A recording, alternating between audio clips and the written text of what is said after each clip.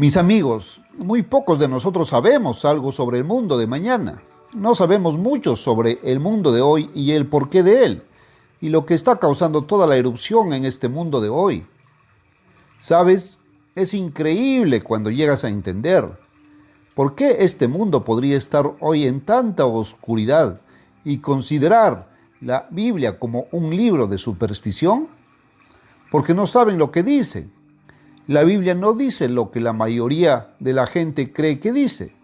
No dice lo que muchos están enseñando que dice en absoluto. Muy pocas personas saben lo que es la salvación. Muy pocas personas conocen el camino de la salvación. Muy pocas personas saben por qué están aquí en esta tierra. Muy pocas personas saben el gran propósito que se está trabajando aquí en la tierra. ¿Y por qué Dios puso a la humanidad en la tierra? Y lo que realmente es la salvación. Ahora, llegando al tercer capítulo de Hebreos, en este gran libro del sacerdocio, entendido por casi nadie, que explica cuál es nuestro verdadero destino final. Aunque Dios nos ha hecho agentes morales libres, Dios ha dicho: pongo delante de ti la vida por un lado y la muerte por el otro. Deuteronomio 30:19. Por un lado, es una forma de vida que conduce a bendiciones y todo bien, una vida plena y abundante, una vida feliz, libre de miedos y preocupaciones.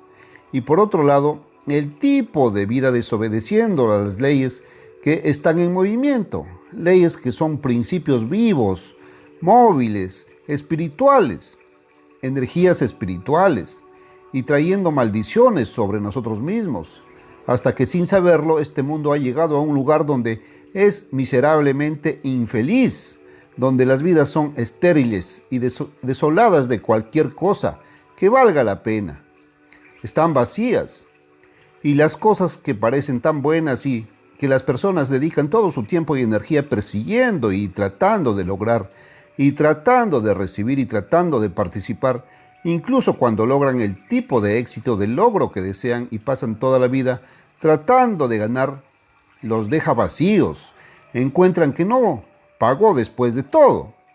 Y entonces esta vida, mis amigos, y una gran parte de la cual considera el cristianismo como una superstición, es en sí misma una vida vacía, y persiguiendo las cosas que el mundo es en esta vida, que la mayoría de la gente piensa que son prácticas. Las cosas que se supone que son las cosas prácticas reales y que se supone que son las cosas que dan sus frutos. Cuando las encuentras, eres tal como Salomón dijo que era.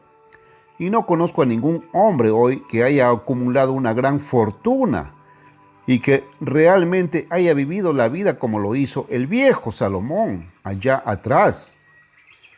Hizo grandes obras públicas, tal vez no tan grandes como algunas de las obras públicas que el presidente de los Estados Unidos puede al menos iniciar, y a través del poder de esta gran nación, que es más grande porque somos más de los que había hecho en el antiguo Israel.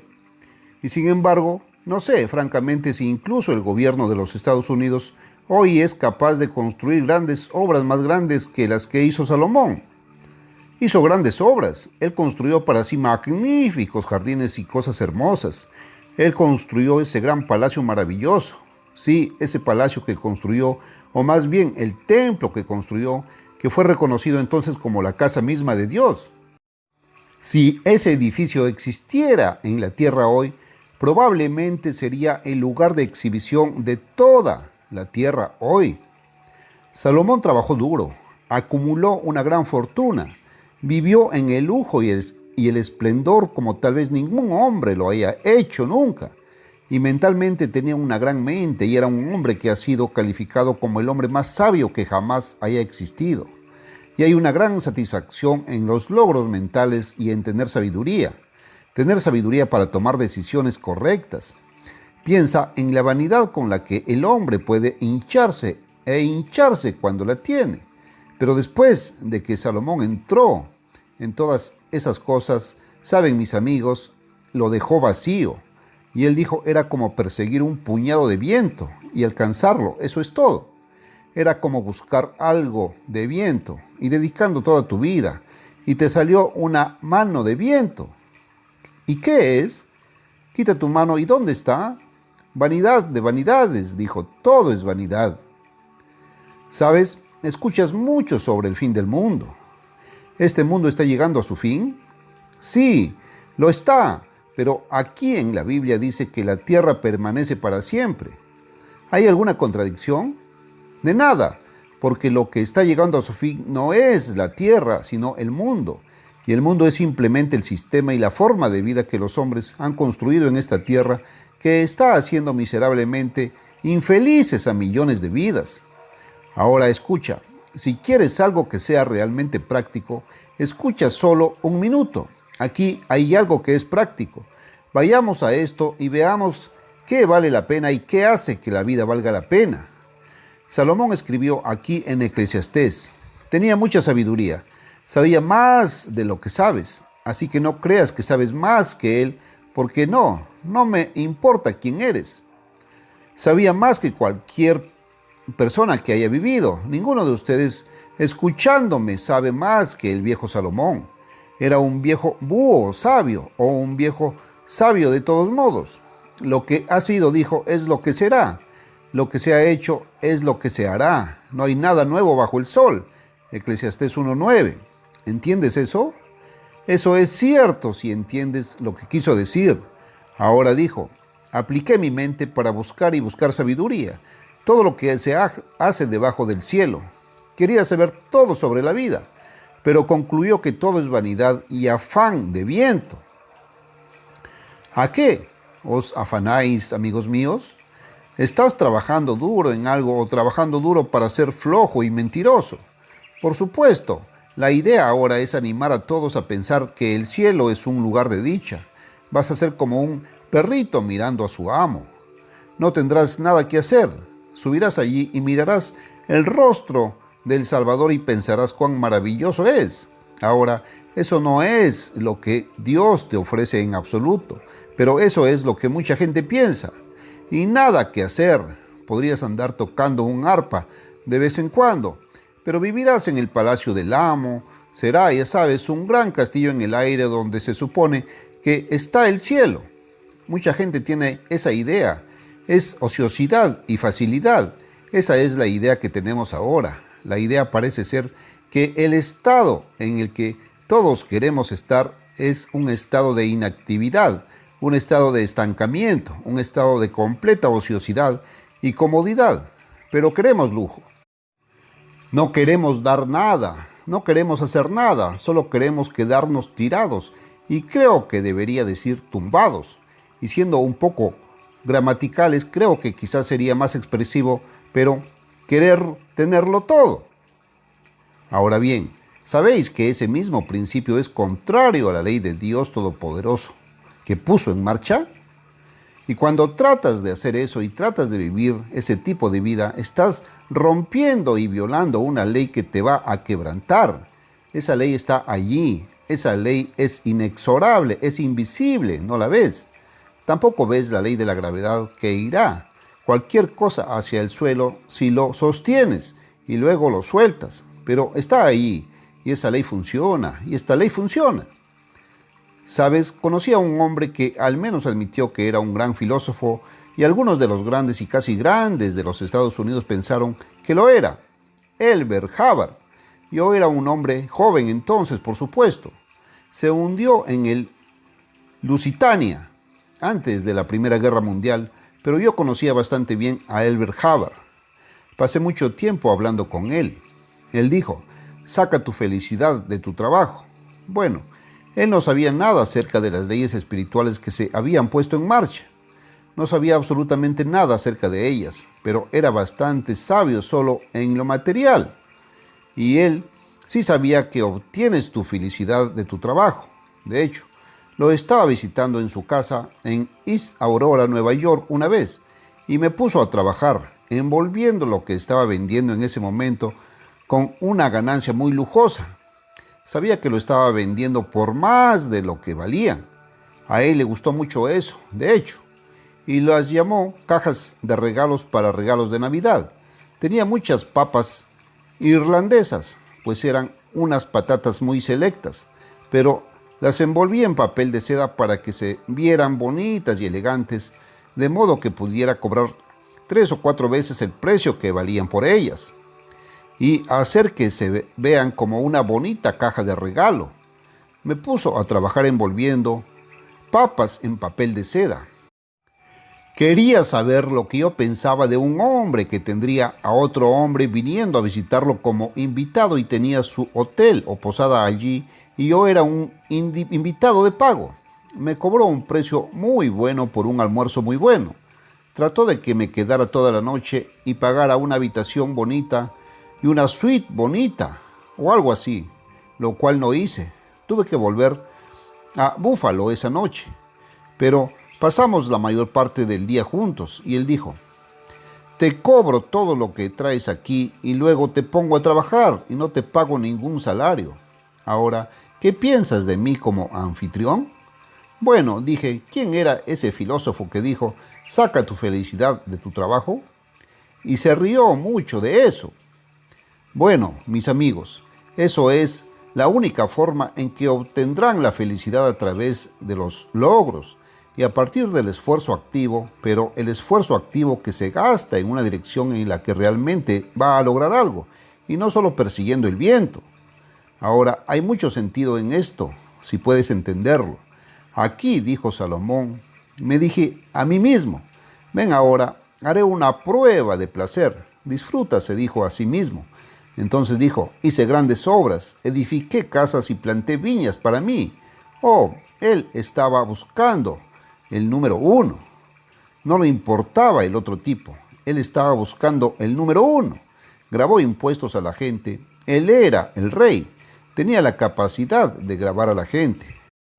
Los grababa hasta que no pudieran soportar más sus cargas. Rechazaron a su hijo, cuando su hijo se negó a aligerar sus cargas fiscales. A la gente no le gustaban los impuestos entonces como a ti te gustan hoy. Sin embargo, cuesta dinero mantener el gobierno en marcha y lo hizo en esos días también. Pero Salomón no solo mantuvo el gobierno en marcha, sino que les impuso tantos impuestos que podía tener muchos placeres para sí mismo. También fue más claro que cualquier rey en la tierra en ese momento. Dice que hizo grandes obras, edificó casas y plantó viñas para sí. No para su reino, no para su pueblo, sino para él mismo. Se hizo jardines y parques, plantó en ellos toda clase de árboles frutales y hermosos árboles. Hizo estanques para regar el bosque de árboles en crecimiento. Eclesiastés 2, del 4 al 6. Mira, él sabía algo acerca de la irrigación mucho tiempo atrás, cientos de años antes de Cristo.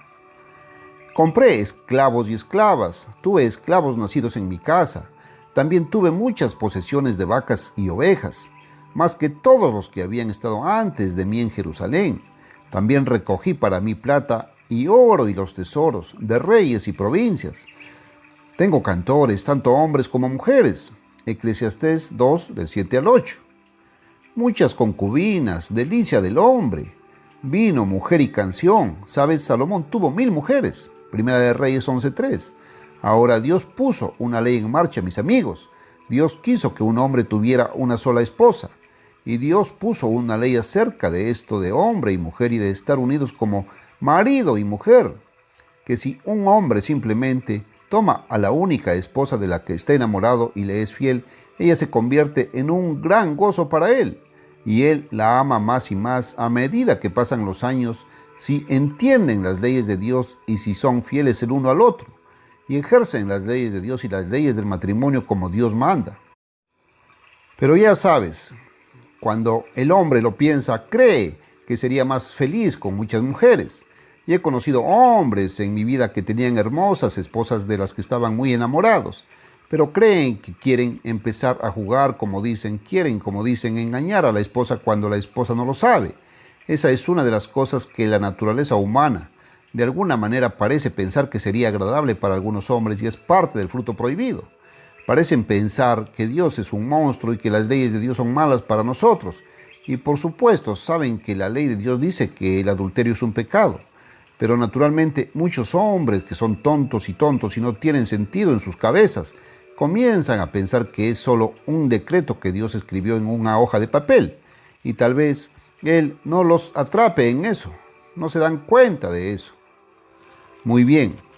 He conocido a hombres que pensaron que eso era algo seductor y que el fruto prohibido era más dulce, por lo que pensaron que sería mejor tener varias mujeres en lugar de una sola.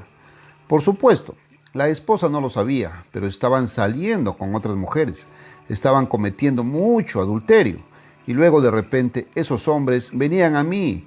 Solían hacerlo en mis primeros años cuando conocía a algunos hombres de ese tipo y decían, bueno, ya sabe, no sé lo que pasó, pero mi esposa es, bueno, simplemente repugnante, repulsiva para mí.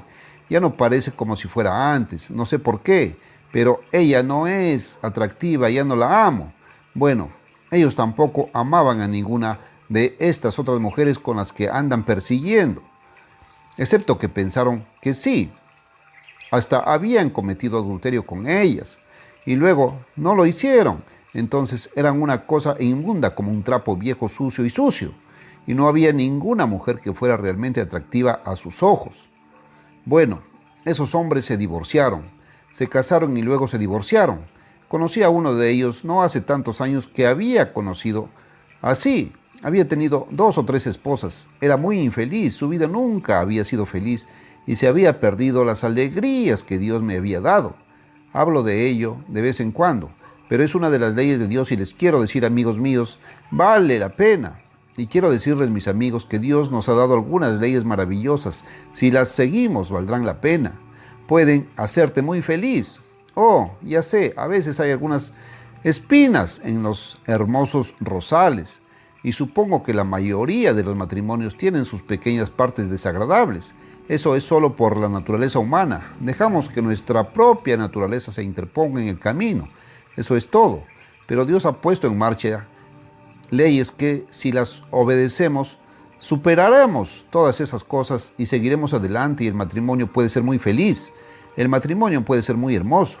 Y el amor es algo que puede profundizarse y profundizarse a medida que pasan los años. Ah, no lo tires. Os digo, esta gente que dice que las leyes de Dios están abrogadas, las leyes de Dios están clavadas en la cruz, la ley contra el adulterio, la ley que dice que debe ser fiel a una sola esposa, esa es una muy buena ley. ¿Por qué no practicas estas leyes de Dios? Es esa una sola de ellas. Todas ellas, mis amigos, realmente significan algo. Esta es una forma práctica de vida.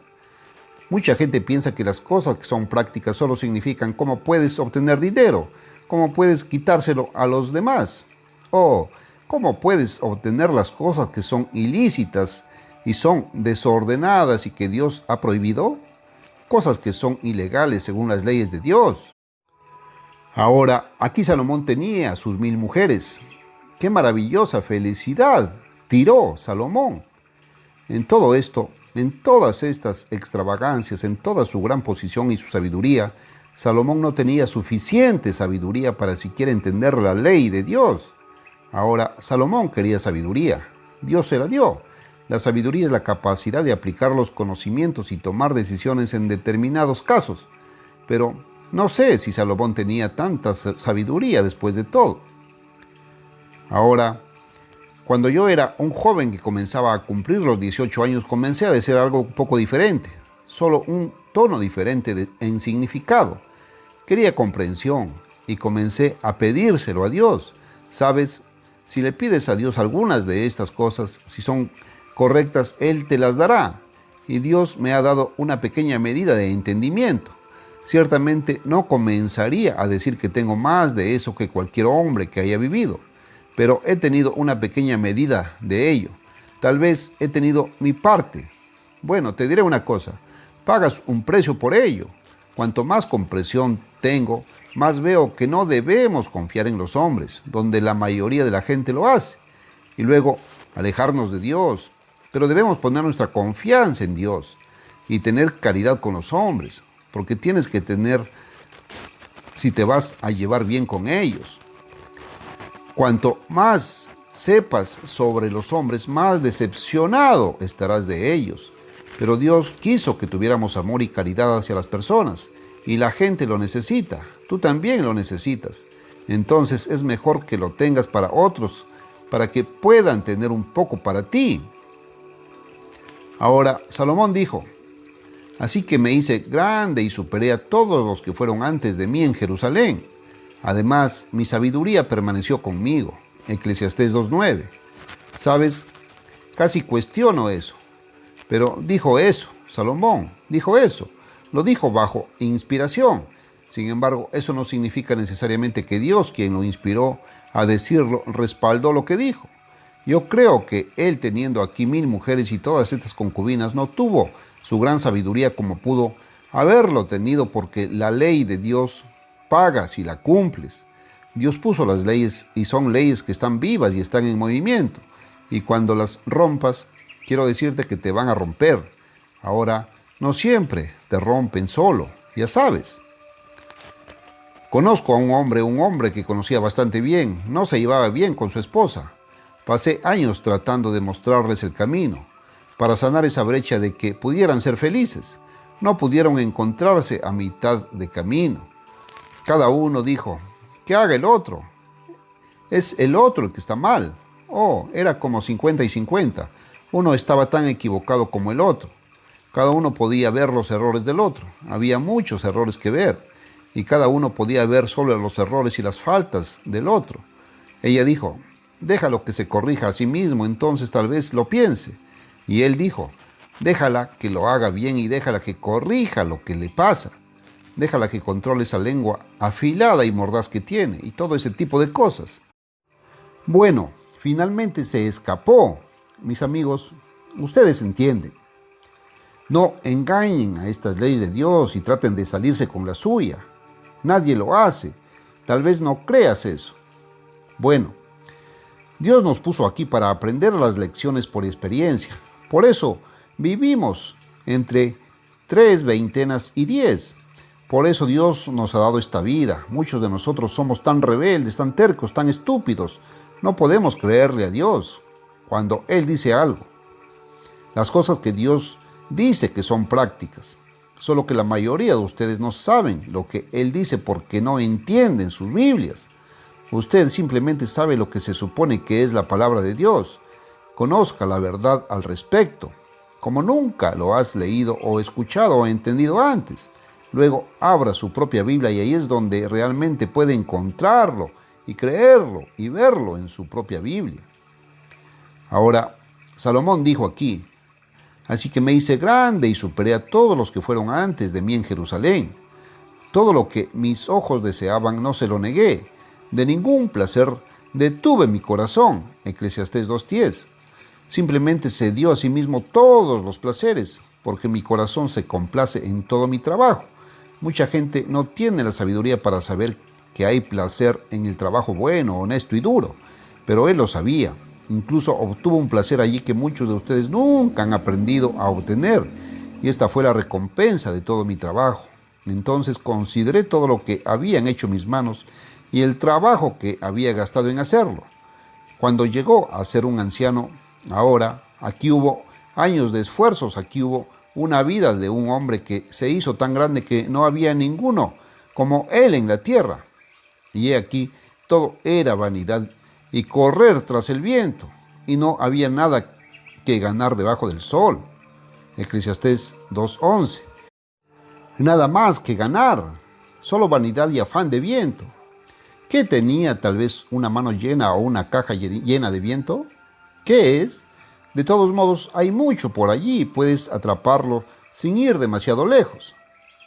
Entonces dice: me volví a considerar la sabiduría, la locura y la insensatez. Porque, ¿qué puede hacer el hombre que viene después del rey? Solo lo que ya se ha hecho. Eclesiastés 2:12. No tienen nada más que hacer.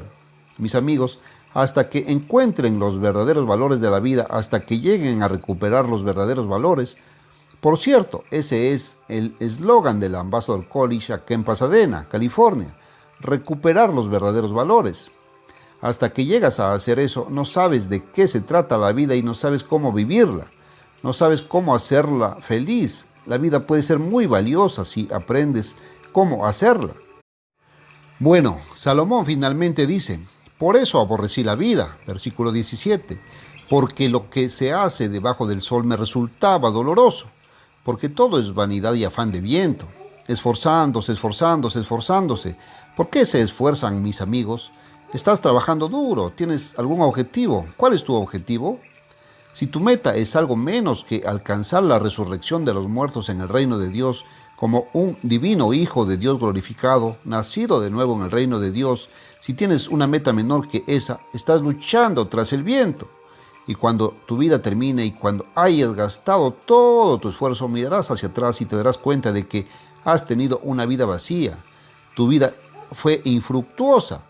Eres un miserable fracasado y algún día tu conciencia te alcanzará. Te vas a dar cuenta de que has tenido esta vida para vivir, esta vida humana mortal, y la has tirado y la has desperdiciado. ¿De qué sirve? Muy pocos saben lo que Dios tiene reservado para nosotros. Escuche si tengo o no tiempo para mucho más. Salomón dijo: aborrecí todo mi trabajo con que me había fatigado debajo del sol, ya que debo dejarlo al hombre que vendrá después de mí. Eclesiastés 2, 17, 18. Así serás si solo buscas recompensas materiales y egoísmo y codicia y vanidad y te envaneces. ¿Dónde estarás? Escucha, conocí al presidente del banco más grande de los Estados Unidos, fuera de Nueva York, un gran banco. Además conocí al hombre que estaba 2 escalones por encima del presidente del banco más grande de Nueva York, que se convirtió en el banco más grande del mundo, antes de que un banco de California se hiciera más grande en los últimos años. Estuve en la ciudad de cada uno de estos bancos. Entré en cada uno de ellos y le pregunté a los oficiales qué pasó con tal y cual y qué le pasó. Vaya, ni siquiera recordaban que alguna vez existieron. Los hombres más grandes de los Estados Unidos pasaron sus vidas construyendo grandes bancos, grandes, hasta donde el mundo pudo haber conocido. Y hoy ni siquiera son conocidos en la institución que construyeron. No hay recompensa bajo el cielo que valga la pena sino obtener la salvación y el reino de Dios cuando aprendes lo que es. El mismo propósito por el cual naciste fue aprender esa lección y llegar a rendirse a Dios como soberano viviente sobre su propia vida diaria, para recibir la misma naturaleza divina del eterno Dios y ceder para permitir que Dios desarrolle en ti su gracia, su propio carácter para que nazcas de Él. Dios les ayude a entender. Ahora, escucha, quiero que te sientes ahora mismo y escribas para el folleto sobre ¿por qué nació usted? Pienso en todos los folletos que hemos escrito, que hemos publicado, que he estado anunciando sobre este programa durante años y años, que nunca ha habido uno más importante que este. Este establece ante ti todo el propósito de la vida, establece todo el por qué y para qué de esto que llamamos salvación. ¿Por qué la necesitamos? ¿Y qué es? ¿Qué obtienes? ¿Y cómo la obtienes? ¿Por qué Dios permite las guerras? Y mucho del sufrimiento humano y angustias, miedos y preocupaciones, y todo este tipo de cosas, vidas vacías. ¿Por qué Dios permite tanto sufrimiento en este mundo? ¿Y cuál es el propósito que se está trabajando aquí en la tierra? Usted sabe que la humanidad parece haber fallado por completo en comprender. Ha perdido su camino, ha perdido de vista el propósito mismo de la vida. Sin embargo, hay una razón por la cual, no solo por la que el mundo se puso aquí, no solo por la que Dios puso a la humanidad aquí en general, sino que, escucha, hay una razón por la que Dios te hizo nacer como individuo. Hay una razón por la cual ustedes como personas, como individuos, fueron puestos aquí en este mundo y la mayoría de ustedes no saben cuál es. Y estás fallando en darte cuenta de ese mismo propósito. Ahora, naturalmente tiene que ver con el plan de redención, pero incluso ese plan no se entiende muy ampliamente hoy en día. Ni bien predicado fueron puestos aquí en este mundo y la mayoría de ustedes ni saben lo que es. Y estás fallando en darte cuenta de ese mismo propósito. De hecho, muy pocos entienden el plan, muy pocos entienden el propósito, muy pocos entienden qué es la redención, qué es la salvación, a dónde vamos, cuál es la condición, cuáles son los términos, cómo llegamos allí, por qué la necesitamos, todas esas cosas.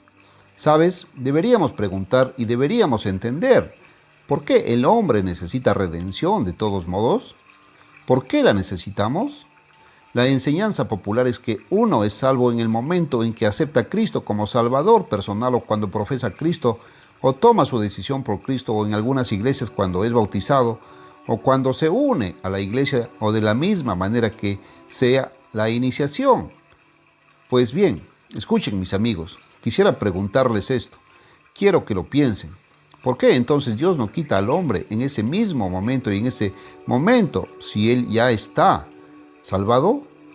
¿Por qué Dios en ese momento y lugar nos saca al cristiano salvado de este infeliz mundo de sufrimiento? ¿Por qué tiene que seguir y sufrir y luego otra vez lees en la Biblia? Es a través de muchas tribulaciones que debemos entrar en el reino de Dios. Hechos 14:22. ¿Por qué?